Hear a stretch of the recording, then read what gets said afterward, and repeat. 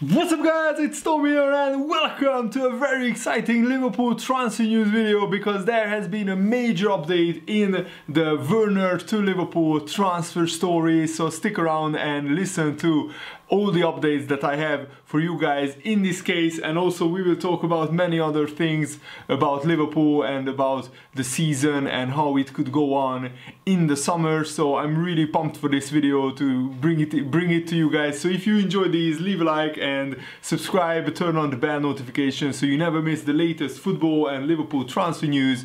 So German international Timo Werner has been heavily linked with Liverpool for many months now, and this is the month of April where Liverpool can activate his release clause of £50 million, and The Athletic is reporting that Chelsea are now looking at other targets. They don't want to sign Timo Werner, so that is a big boost for Liverpool.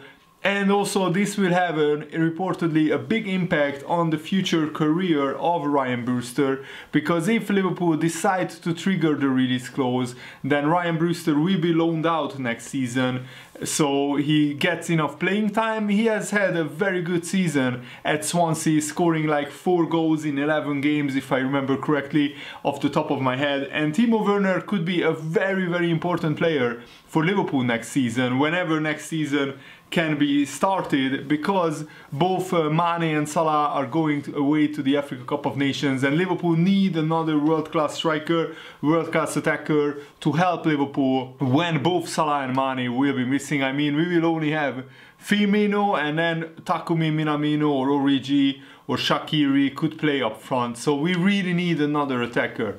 But at the moment there is so much uncertainty, and in this month of April probably that will be the worst and toughest month in England for the health situation of everybody. So Liverpool might be hesitant on pulling the trigger on this transfer, because we don't know how much even the biggest clubs like Liverpool will be financially hit by this economic collapse or economic crisis that will happen during this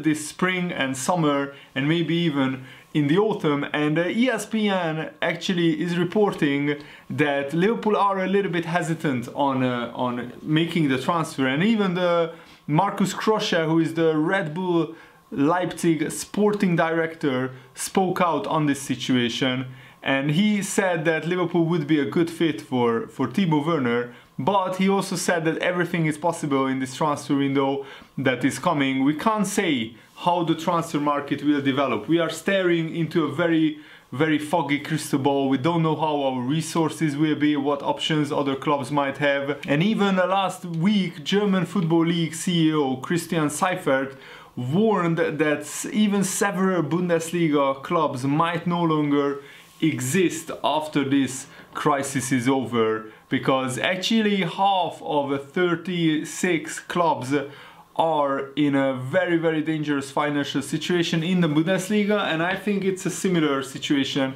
in the English leagues, especially because England has 4 leagues which has professional football clubs. Germany has just 2, and most of the Bundesliga 2 clubs, but even some Bundesliga clubs could be actually in ruins when this financial collapse is over, and it's going to be a very difficult situation. Krosche, the sporting director of Leipzig, said England has similar problems like us. To bank on clocks running differently there just because they have investors is wrong. Investors also have economic constraints, and the crisis does not only hit our branch, but it has a worldwide impact. Today we are not able to gauge if the current numbers, the transfer fees are sustainable in 6 months from now. So that is where Liverpool are in a tricky situation, because the transfer fees could come down by 30, 40, maybe even 50%. But I still think even if the transfer fees come down 50%, that Liverpool, for 50 million, I don't think we will get a better striker or even as good a striker as Timo Werner anywhere in the next 6 months. What is the problem is that if Liverpool will have major financial difficulties, we might not be able to sign anyone in the summer, even though Timo Werner at 50 million is an absolute bargain.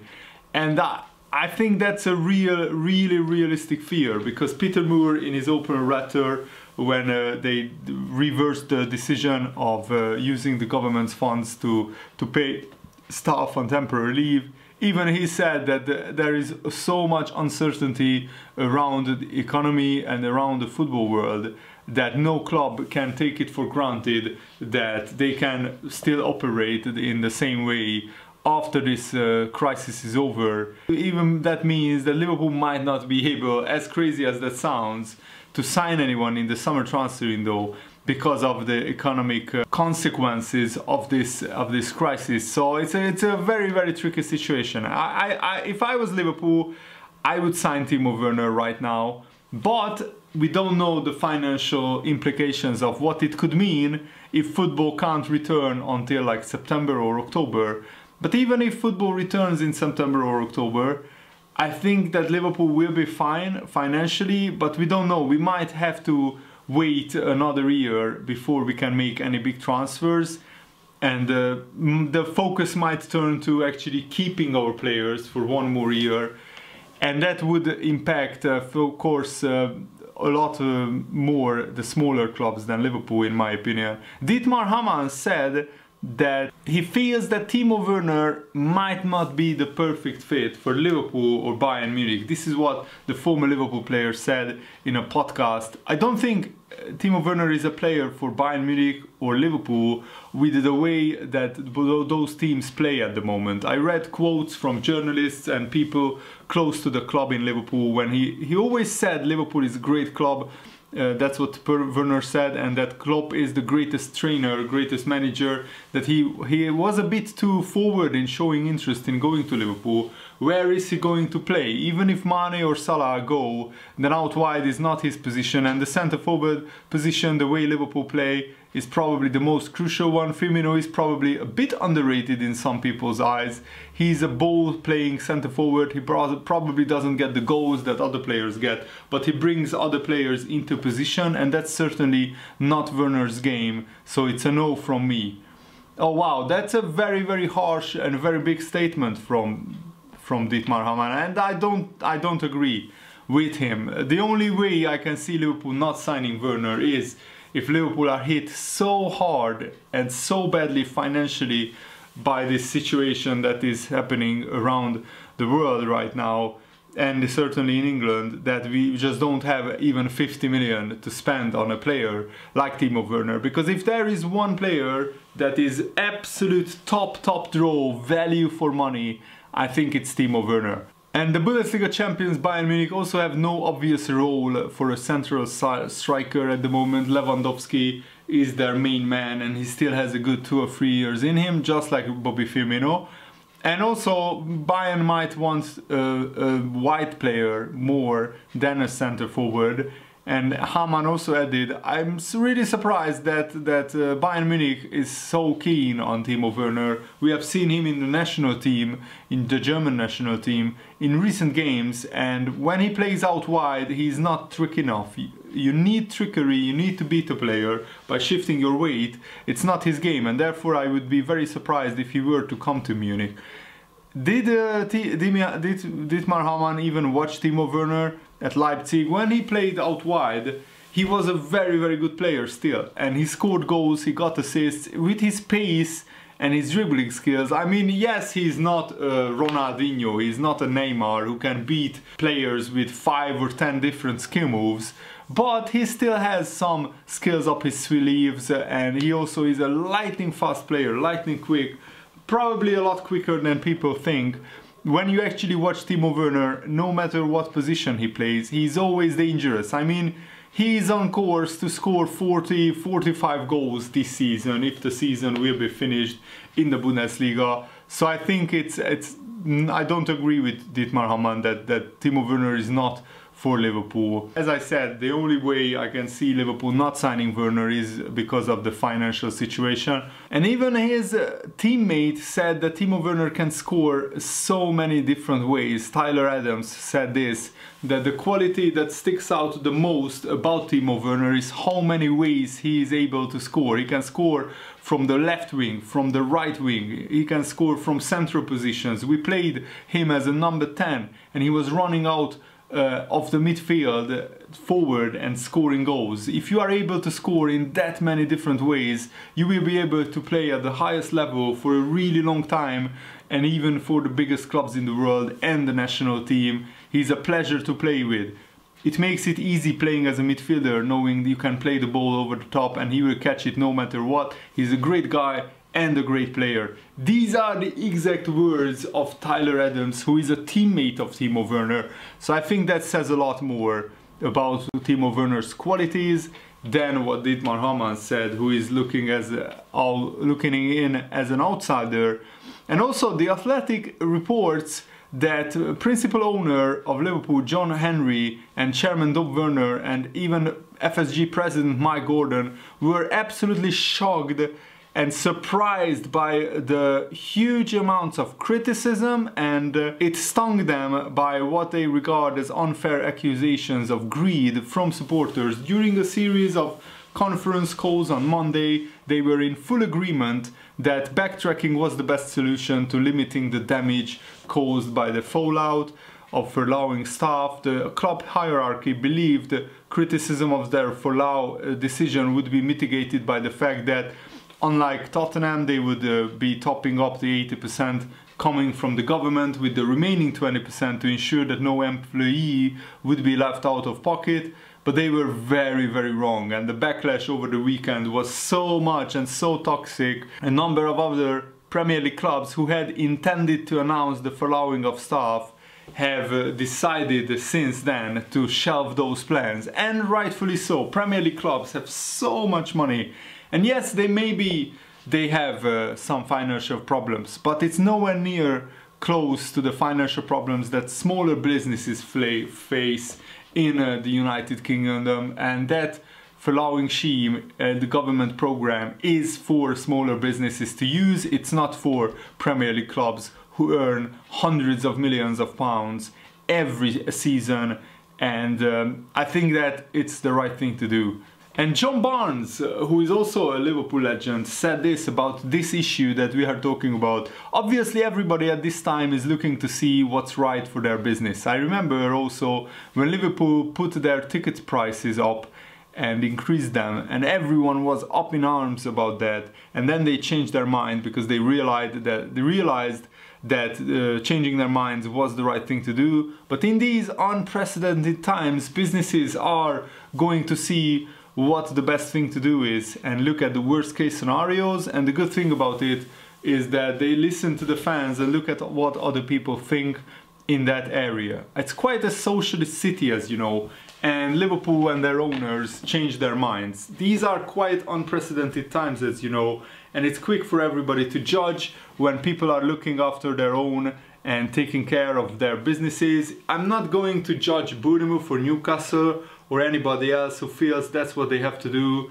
Liverpool have now decided, because of the fans' outrage, that they are not going to do it. There are similar issues with the players and taking wage cuts, or whether they have to give to the NHS. All these issues are issues that you may or may not agree with, but in these unprecedented times I don't think anybody is necessarily trying to be greedy. They are just looking at what they think is the right thing to do for their own business. If Liverpool think that reversing this is the right decision for them, then it's the right decision. If Bournemouth is the reversal for Bournemouth the right decision, I'm sure there are struggling businesses that could do more with the furloughing than Bournemouth, and it's the same for Newcastle. And I'm especially appalled by Tottenham, that even though they received huge criticism and they saw the fallout when Liverpool announced the decision, and it's right that Liverpool are actually topping up, that were actually in the original plans were topping up that 80% by 20% of their own money, but even there that was not accepted by the fans. So I'm actually very surprised that Daniel Levy is just ignoring all the criticism. He doesn't care. He just wants to save every penny possible using taxpayers' money. And a club who just built a stadium for like 750 million pounds, and they are saving about 1 million per month with furloughing the staff. It's really poor judgment by Tottenham, and it shows that they are ruthless businessmen and they don't really care about socialist values or ideas. Liverpool, the football club, I think care a lot more, and their fans care a lot more about that. I think Tottenham fans are not happy with Tottenham, but their owner just doesn't care. At least our owner cares about the fan opinion, and he reversed the decision. So that gives me hope in the future that Liverpool will go along the right path. And Van Dijk was recently asked in an interview how he wants to be remembered, and this is what he said: as a Liverpool legend, I want to be remembered like that. I want to achieve incredible things here. We have a fantastic team. We don't lack anything. We have all the tools necessary to go on and win many titles. A coach that we identify with, a versatile squad, a style of play that breeds victories, a stadium and supporters that play their part. I would like to be one of those players that return to Anfield after retiring. I see club legends at games and I feel part of a really big family. And that just shows that Van Dijk already has Liverpool in his heart, and he was stung by the Liverpool bug, if you like, that he will probably be a lifelong Liverpool fan whatever happens. And in my eyes, Van Dijk is already well on his way to become a Liverpool legend. He already won the Champions League, the Club World Cup, the European Super Cup, and he's on course to win the first Premier League title for Liverpool, the first league title in 30 years. And we have a huge, massive thank you to say to Van Dijk, because he was a major part of what made Liverpool so strong. Because before Van Dijk, we had a leaky, shaky defense, and I still remember the days of Skrtel and Lovren conceding silly goals, Mignolet in goal, dropping the ball into his own net. Those were really painful times, and I always felt that without a strong defensive setup, Liverpool would never win a major big trophy. And I'm speaking about the Champions League or the Premier League. But when Van Dijk came in, instantly Liverpool's defense improved. I mean, he was only at the club for 6 months, and we went already to the Champions League final. And then the next season, we went on an incredible run to almost win the Premier League title, and we won the Champions League. And this season we went on an even crazier run in the Premier League, where we are absolutely winning the league by a country mile. I mean, 25 points clear with just 9 games to go is an astonishing lead for Liverpool. And I think Liverpool only need like 2 wins to win the title. So whenever the season will resume, hopefully in June or July, I really hope that we can witness Liverpool winning the league. It might be behind closed doors, because that's how serious the situation is, but I don't care about that. I really just want to say Liverpool are Premier League champions, and we really waited 30 years for that. So, I mean, I waited 20 years, but some Liverpool fans waited 30 years for that, and I think that everybody at Liverpool deserves to become champions, because they worked so hard, they put so much heart and effort and determination into this season, and also into the seasons leading up to this, that this will be the crowning achievement of Liverpool Football Club. And I really hope that there is no way that the season is voided and Liverpool will be crowned champions sooner or later. So that's where I will end this video. I really hope that you guys enjoyed it. Thanks for watching, have a nice day, see you later guys, goodbye.